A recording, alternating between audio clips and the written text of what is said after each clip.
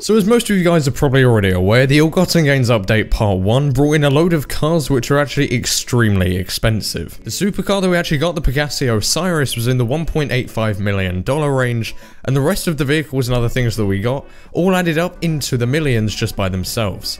Now this is absolutely ridiculous. It is so expensive once this DLC came out to have been able to buy anything. The quite clear and straightforward reason for this is that Rockstar of course wanted to buy their shark cards to give them real life money to then be able to get fake money to spend on fake cars. Anyway, in this video I'm going to be talking about the estimated prices that I have for all of the new vehicles coming in the Ill-Gotten Gains Update Part 2. So, if you guys do end up enjoying this video, be sure to go and drop a like down below as it really does help me out as always, as you guys well know. Now let's go. So first off, we're actually going to start out with the Coil Brawler. Now this car, for a start, looks absolutely awesome. It's kind of a mix of a sports car and also kind of an off-road car, but the fact that its name is from Coil kind of makes us think that it could be an electric version of a real-life car, but whatever, we don't know exactly quite yet, but in this video I'm more so talking about the actual prices of it. So my first off estimated price for this is probably around $750,000, though to be honest I can quite easily see it going up to the nearer 1 million mark, as it is something quite new to the game that we haven't really seen before, kind of a hybrid off-road sports car. So I can see it being between maybe $750,000 and $1 million or so.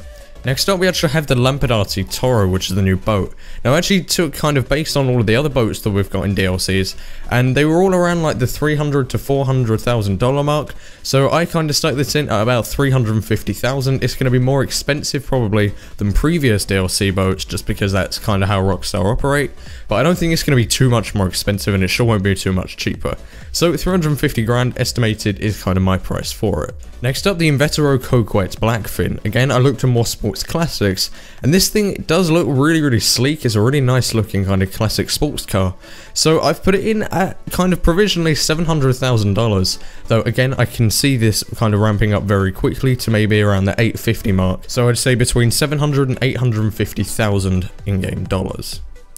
Next up, we actually have the Marksman Pistol. This thing I'm going to put in at around $35,000. I think it's kind of going to come in at around the same price as the vintage pistol did when we got that. So I believe it's going to be around that kind of price, and I think that's more or less quite straightforward. So $35,000.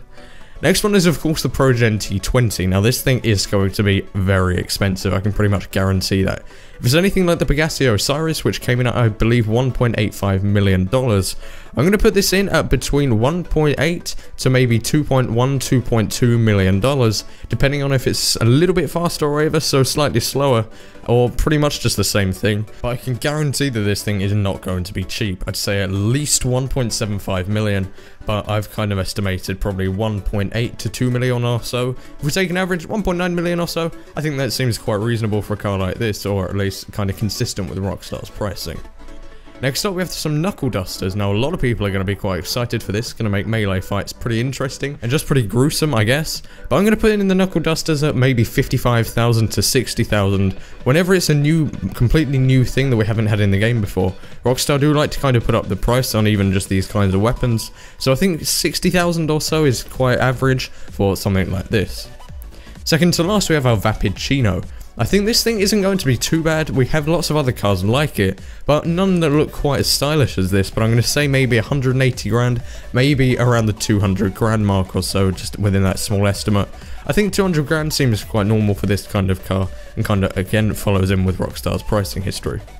And finally, we have the Dinka Vindicator. Now this looks and pretty much seems exactly like the Dinka Thrust that we already have, and the Thrust is $75,000 in-game dollars, so I'm going to say this thing is going to be about 80,000 or so. I think adding 5 grand on it seems quite normal for Rockstar, as it does of course seem like it's going to be something still new, however much it does resemble the old vehicle. So I think 80,000, just 5,000 more than the older style of this, seems quite reasonable, and again, quite normal. But to recap, this is not going to be a cheap update, even if my prices are completely off, whether they be more expensive or cheaper on certain aspects. I can pretty much guarantee this DLC is definitely going to wipe your bank account clean in GTA Online.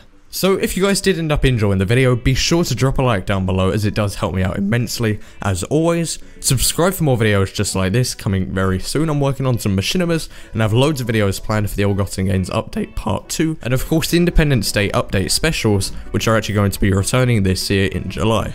Finally, follow me on Twitter, there's a link in the description down below. If you follow me there, you'll get more behind the scenes content and just general stuff that doesn't always get put up on this channel.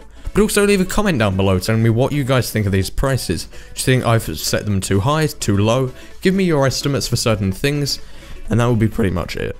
Thank you guys all very much for watching. My name has been Flair, signing out.